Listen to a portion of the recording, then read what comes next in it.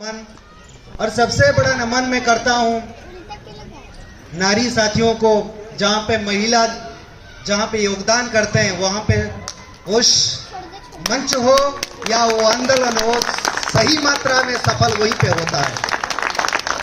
और सबसे बड़ी एक बड़ी उपलब्धि हमारे पास है, 3 नेत्रहीन साथियों यहाँ पे योगदान किए हैं, उनके लिए बहुत बड़ी करताली होना चाहिए, संबर्धना होना चाहिए। सबसे अच्छी बात है आपका खुशी में आप लोग यहाँ पे आए हो, आपका सम्मान में एक जोरदार तालियां हो जाए। और ध्यान रहे साथियों, इसको अगर जोरदार ताली बोलोगे तो इसके बाद जो बजाओगे इसको क्या बोलोगे। और एक बात बोल रहा हूं, 2024 से पहले आप पुरानी पेंशन का हकदार होगे, इस खुशी में एक जोरदार तालियां।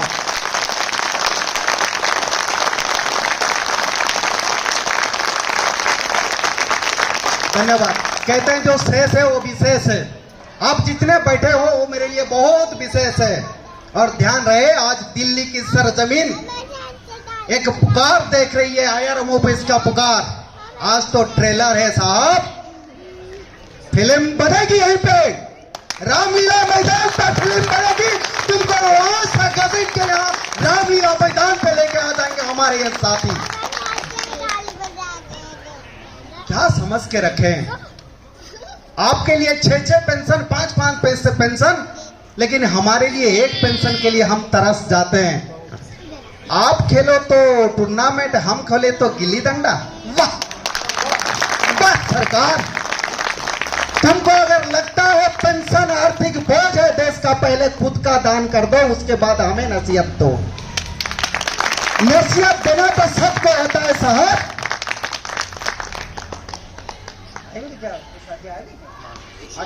ठीक है, आने दीजिए। आइए साथी, रिद्धि जी आइए।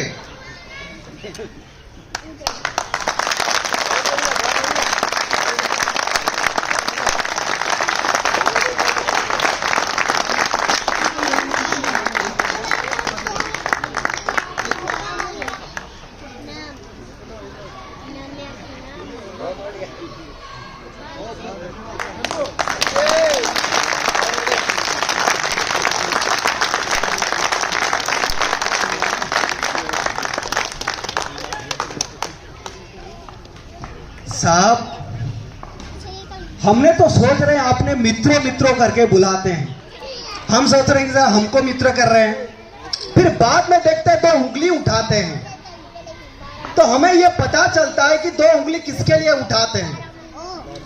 शायद 2 उंगली 2 ए वाले अंबानी अदानी के लिए उठाते हैं, उनको ही मित्र बोलते हैं, हमें कभी वो मित्र बोलते ही नहीं।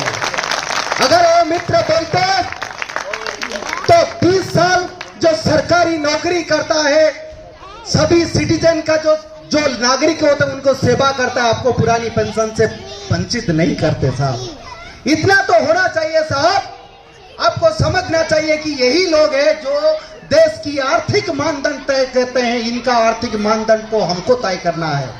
जब आदमी रिटायर होने के बाद में आप 1200, 1500, 1000 रुपया पेंशन दिलाते हो, ये क्या आपका आर्थिक मान सुधारेंगे। जब बुढ़ापे में जाके किसी लोगों के पास में जाके खड़े हो जाएंगे तो क्या रहेगा देश की स्थिति। आज उनको इस स्थिति में खड़ा करो तो कि उन्होंने रिटायरमेंट लाइफ बहुत अच्छे से गुजरे। आपसे हमने विनय करते हैं, अनुनय करते हैं, अनुग्रह करते हैं, हमें पुरानी पेंशन दे दो। नहीं तो ये सरकारी कर्मचारी है, जिन्होंने सरकारी कर्मचारी को आहट को नहीं समझा, दुख को नहीं समझा, उनका दर्द को नहीं समझा, दर्द का बात को नहीं समझा, उसका बातों को कभी लाल किला बार बार सुनना पसंद नहीं करेगा।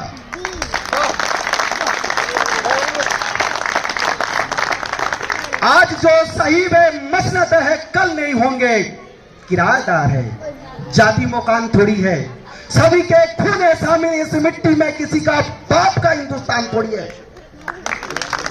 अरे भाई, आपके लिए 5 पेंशन, हम रो रहे हैं पेंशन के लिए, ये गलत है, सरासर गलत है।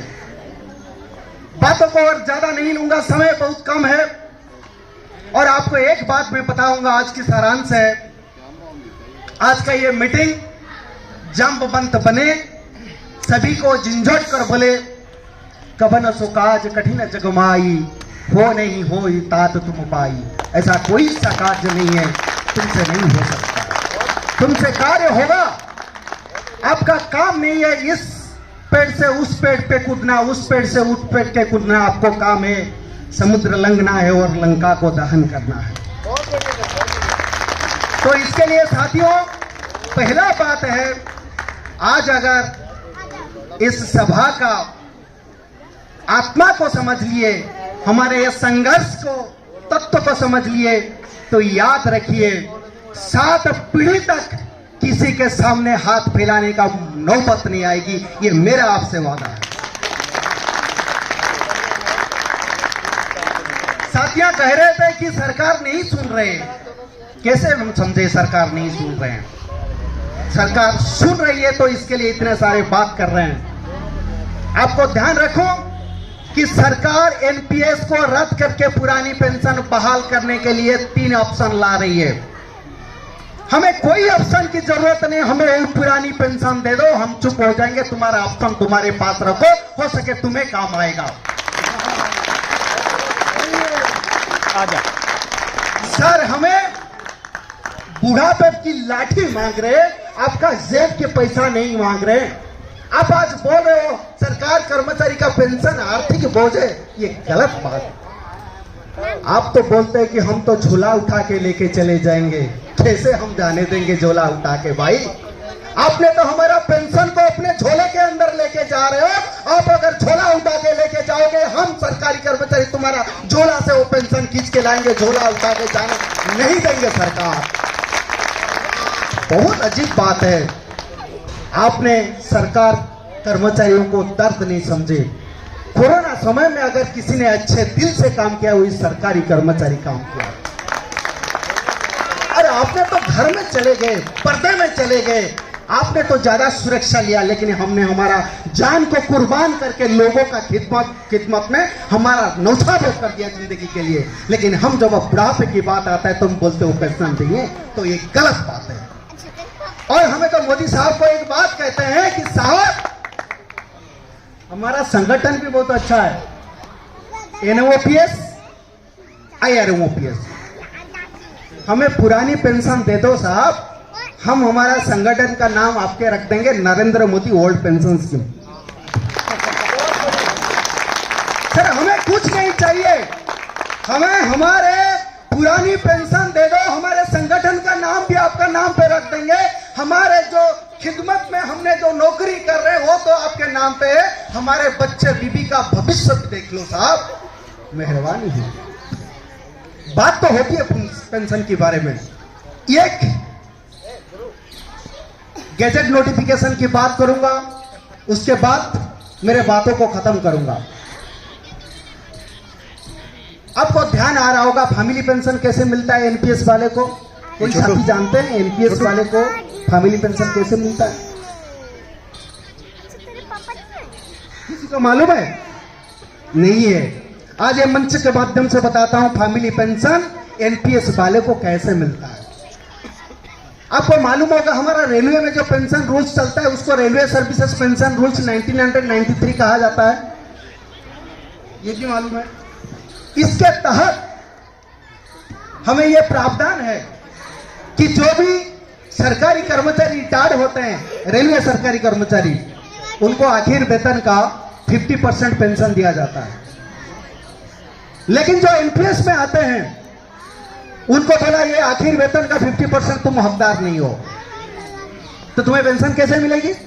तो बोल रहे कि आपका जो हर महीने में कटौती होता है पैसा, उसको टियर 1 अकाउंट कहा जाता है।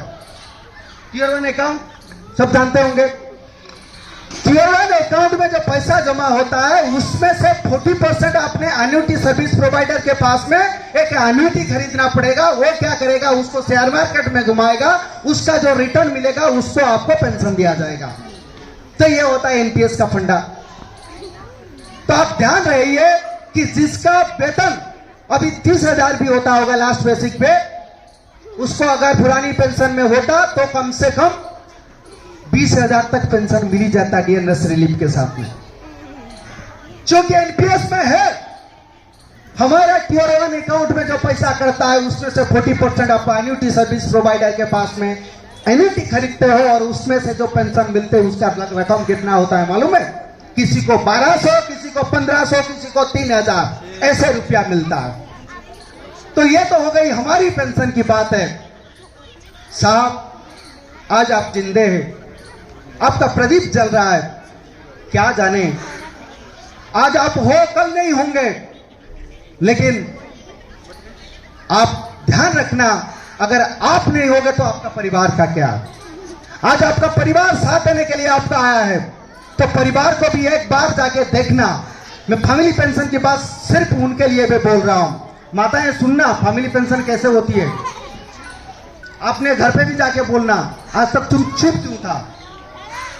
ध्यान रहिए, फैमिली पेंशन पहले जो रूल चलता था वो फैमिली पेंशन 1964, उसके तहत ये प्रावधान है, कोई भी रेलवे एम्प्लॉई अगर डेथ कर जाता है उसका परिवार को भी उसके पेंशन के बराबर पेंशन दिया जाता है, जिसको बोलते हैं एनहांस्ड फैमिली पेंशन। 7 साल तक दिया जाता है बराबर, और उसके बाद उसका लास्ट बेसिक पे का 30% मिलता है। यह होता है पुरानी पेंशन का प्रावधान है। और साथ साथ में जो पुराने लोग होते हैं उनका जो अकाउंट रहता है उसको जीपीएफ अकाउंट कहते हैं।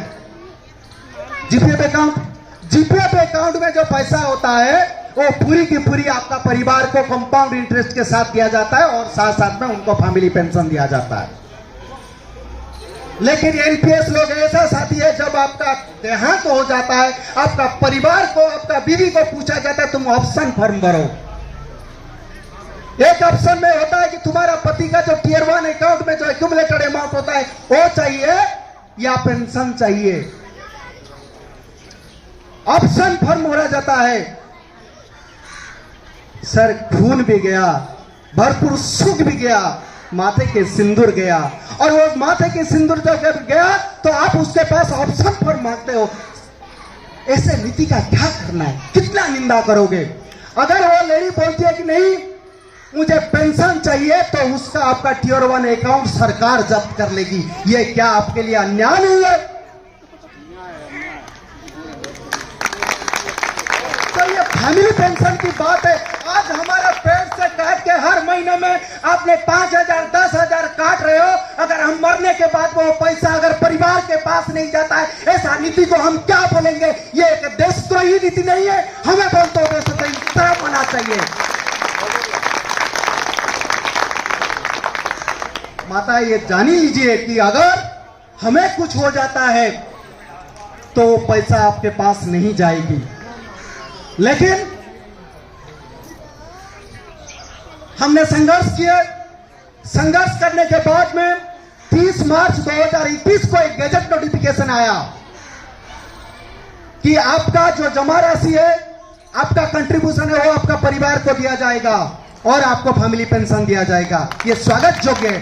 ताली मत बनाइए, ताली मत मारिए, क्योंकि यहीं से दुख स्टार्ट होता है। वो गैजेट नोटिफिकेशन 30 मार्च 2021 को रेलवे वाले को बात रखा गया। रेलवे वाले, यूनियन वाले और बेनिफिशियरी कर क्या रहे हैं, मैं इनके मंच के माध्यम से बताता हूं।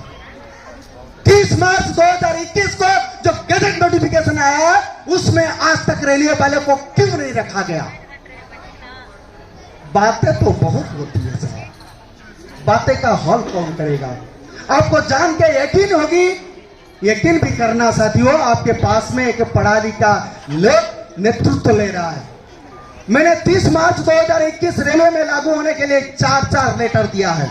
डीओपीटी को दिया है, रेलवे मिनिस्ट्री को दिया है, और मुझे संभवतः कल भी उसके बारे में जाके डायरेक्टर ऑफ एस्टेब्लिशमेंट फाइनेंस से भी बात करूंगा। जल्दी ही उसका किस निराकरण करेंगे। अगर एनपीएस आने के बाद में हमारा परिवार का कंडीशन खराब होता है, अगर हमारा कंडीशन खराब हो जाता है, तो हमें चुपचाप बैठ रहे। आज एक इतना जागरूकता समारोह हो रहा है, इतना अरेंजमेंट हो रहा है, आज लोग घर पे बैठे हैं। गुमराह वो भी है आज जो घर से निकलते नहीं। मंजिल मिल जाएगी, भटकते सही गुमराह, आज भी वो घर से निकलते हैं। आज पुराने पेंशन वाले खूब कि भाई हमें पुरानी पेंशन मिल रहा है, हमें क्या दुख है। लेकिन ध्यान रहिए कि आपका बच्चे भी एनपीएस में आएंगे, इतना खुश मत होना। आपको भी हमारे साथ पे कंधे मिला के लड़ना पड़ेगा। अगर वो नहीं भी लड़ रहे हैं तो एनपीएस साथियों समझ लेना, आज आप गुट विवाद में बंटे हुए हो। वो बोलता है मैं लाल झंडा वाला हूं, वो बोलता है मैं पीला झंडा वाला हूं, वो बोलता है मैं तिरंगा झंडा वाला हूं। जब वो झंडे से ऊपर नहीं आओगे तो आपका परिवार भी इस तरह से पीड़ित होगा। तो साहब ने बता रहे थे, नेत्रपाल जी ने बता रहे थे, यूनिटी ही करना पड़ेगा। जब उछला पे आँच आए तो टकराना जरूरी है। जो जिंदा हो तो जिंदा नजर आना चाहिए। नए उम्र के खुद मुख्तारियों को कौन समझाए, कहां से बच के जाना है, कहां जाना जरूरी है। आपको तय करना है कि आपको करना क्या है। गुट विवाद में बंटे रहना है या तो आपका परिवार का स्थिति को सुधारना है। अगर आप समझते हो कि परिवार का स्थिति को सुधारना है तो आपको सिर्फ और सिर्फ पुरानी पेंशन की बात जहां पे होता है वहां पे जाके खड़ा हो जाना है। कोई गुट विवाद नहीं सोचना। आईआरओपीएस गठन इसके लिए हुआ है, किसी का विरोध नहीं करता है। आईआरओपीएस का गठन इसके लिए हुआ है, सभी को भातृभाव से ये संगठन लेके चले हैं। ऐसे बहुत सारे संगठन होते हैं, दोनों यूनियन को गाली देते हैं, गाली तो उनका भाषण शुरुआत से होता है, दोनों यूनियन के बारे में बोलते हैं, उनके बाद कुछ काम नहीं है। हमें वो काम नहीं करना है। वो हमारे भाई है, वो भी हमारे बुजुर्ग है। अगर किसी सफल संगठन को निंदा करोगे तो ये निंदा आपको ऊपर होगा, आत्मनिंदा होगी। तो इसके लिए किसी सफल संगठन का निंदा मत करना, किसी सफल व्यक्ति का भी निंदा मत करना। हमारे ये जो आईआरओपीएस का गठन है ये वसुधैव कुटुंबकम सिद्धांत पे चलता है। अयम परवती गणना लघुचित सामुदार चरिता नाम वसुधैव कुटुंबकम। ये छोटा है, ये हमारा विरोध है, वो हमारा नजदीक है, ऐसा सोच कभी लाना ही मत। लेकिन ऐसे बहुत सारी साथी तर्क देते हैं। जब 2004 में पुरानी पेंशन आया, बाहर मतलब रद्द करके एनपीएस आया, उस टाइम पे अगर तथाकथित नेता खड़े हो जाते, वहां पे बहादुर शाह जफर बन के बिल में नहीं घुसते, अगर टिप्पू सुल्तान होकर लड़ाई लड़ लेते तो आज शायद हमको भगत सिंह नहीं बनना पड़ता, सुखदेव नहीं बनना पड़ता। लेकिन वो तो हमारे बुजुर्ग है। अगर घर के माँ बाप कुछ गलती करते हैं, हमारा भी परम दायित्व बनता है, हम भी उनका औलाद है, हमारे उनका वंशज है। अगर उनसे कुछ गलती हो गया, उनको बार बार टोकने की हमें जरूरत नहीं है। हमें उस भूल को सुधार करके आगे बढ़ना है, ना कि बार बार उनको उंगली दिखाना है। देखो, उनका आशीर्वाद लेके कुछ कर सकते हो, उनको निंदा अपनिंदा देके कुछ नहीं कर सकते हो। इसके लिए साथियों आपका विचार बदलो। और दूसरी बात है, अब जितना सोशल साइट है तो उसमें जम के मैं जम के 3 बार बोल रहा हूं, इसके लिए जम के पार्टिसिपेट करिए। एनपीएस के विरोध में लिखिए, पुरानी पेंशन बहाली करिए, वोट फॉर ओपीएस भी लिखिए। और तीसरी बात है, आज तक कोई भी ऑर्गेनाइजेशन सुप्रीम कोर्ट के लिए एनपीएस के विरोध में लड़ा नहीं है। और हमने दो बार दिल्ली आया है, अरुण भरद्वाज साहब से बात किए हैं, और हो सके कल उसका केस फाइल होगा। आपको विनीत निवेदन है कि आप लोग कुछ आर्थिक सहयोग करें, क्योंकि एक हियरिंग के लिए वो 1.5 लाख लेते हैं। और जहां तक बात हुआ था, हमारा 7-8 हियरिंग में हमारे फेवर में आ जाएगा। तो आपसे निवेदन है, आपका साथियों को बोलना कि सुप्रीम कोर्ट में हमारा आईआरओपीएस जा रहा है, तो आप उसको सहयोग करें। और नाम भी कितना अच्छा है, भारतीय रेल पुरानी पेंशन संघर्ष समिति। हम जब इसको रजिस्टर कर रहे थे तो हमको पूछा गया था इसका नाम यूनियन रखो, फेडरेशन रखो, एसोसिएशन रखो, लेकिन हमने नाम रखा समिति। उसको समिति रखा था, मतलब समान नीति। जहां पे समिति है, यहाँ पे कोई लीडर नहीं है, यहाँ पे कोई सदस्य नहीं, यहाँ पे सभी सदस्य समान नीतियां हैं। तो आप सब यहाँ पे बैठे, सब एक लीडर हो। आप अपना संगठन का बचाव करना आपका हाथ में। अगर एनपीएस आने के बाद में हम समझ रहे हैं कि जिंदगी जलेबी की तरह उलझ गया है, क्यों ना एक जलेबी में, अगर हमारे एनपीएस आने के बाद जिंदगी जलेबी की तरह उलझ गया है, क्यों ना एक बार चाशनी में डूब के जिंदगी का मजा ले। मांझी तेरी कश्ती की तलकदार बहुत है, इस बार कुछ मगर उस बार बहुत है। खुला है तूने शीशे की दुकान जिस शहर पर, उस शहर पे पत्थर के खरीदार बहुत है।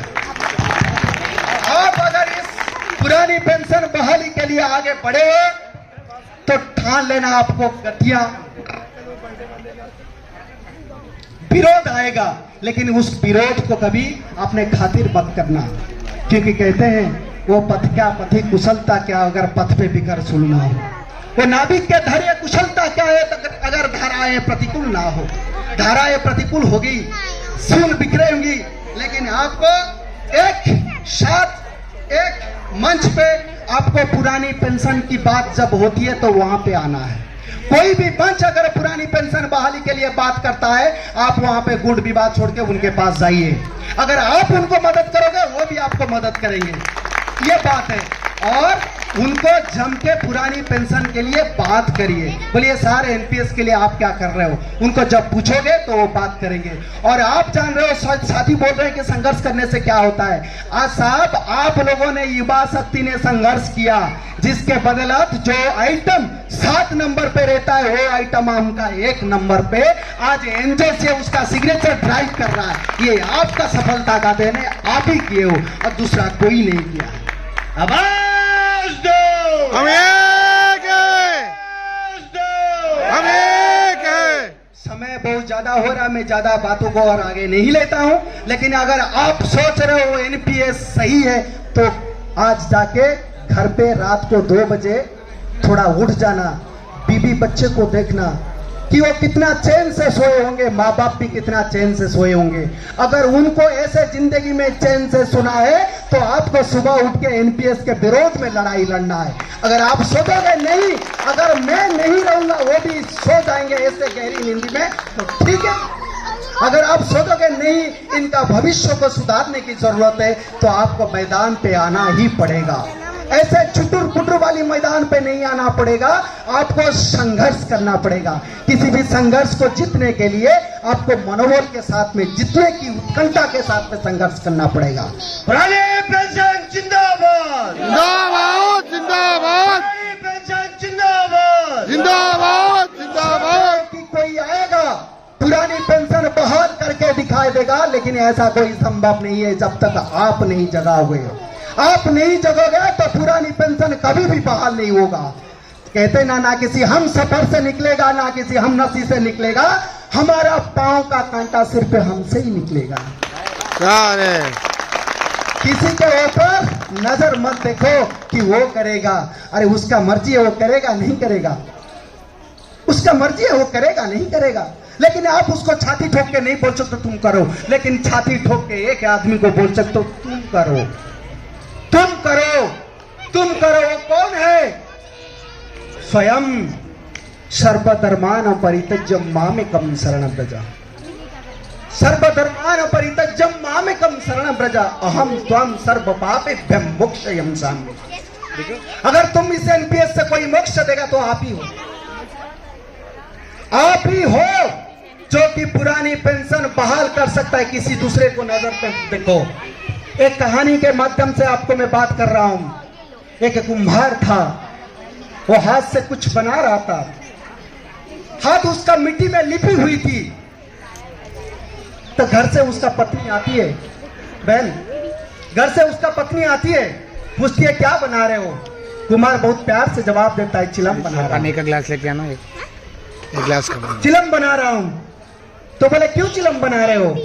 तो बोले कि आज की फैशन है, चिलम बहुत बिकेगी, परिवार भी अच्छे से होगा, चलेगा। तो बोले कि बात बोलूं? तो बोले क्या? तो सुराई क्यों नहीं बनाते हो, गर्मी के दिन आने वाली वो भी खूब। तो बोले बात तो ठीक है। तो उसने मिट्टी को दोबारा गूंथना चालू किया, दोबारा आकार देने किया। जब दोबारा आकार देने जा रहा था तो कहते हैं मिट्टी से एक बात आया, क्या कर रहे हो? पहले तो कुछ दूसरा आकार दे रहे, तो अब दूसरा आकार दे रहे हो, ऐसा क्यों? तो मान ने बोला मेरा विचार बदल गया। उसके बाद मिट्टी ने जो बोला, ये आज आपका संघर्ष का मूल मंत्र आज घर पे लेके जाइए। उसने बोला कि तूने तो तेरा विचार बदल दिया, मेरा जिंदगी बदल दिया।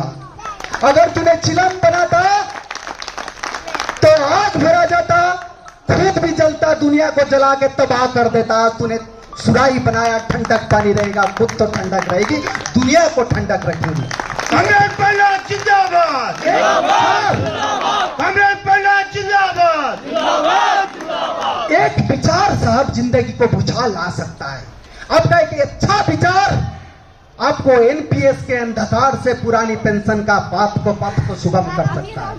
तो आज इस मंच के माध्यम से आपको मैं एक बात बोलता हूं, आप आज घर पे जाइए और यह पुरानी पेंशन बहाल करने के लिए भरपूर प्रयास करिए, जितना हो सके भरपूर प्रयास करिए। एक अच्छा सिद्धांत, अच्छा सोच लेके यहां से जाइए और जब तक पुरानी पेंशन बहाल नहीं होगी ऐसे ही समाज चलता रहेगा। समर से। धन्यवाद।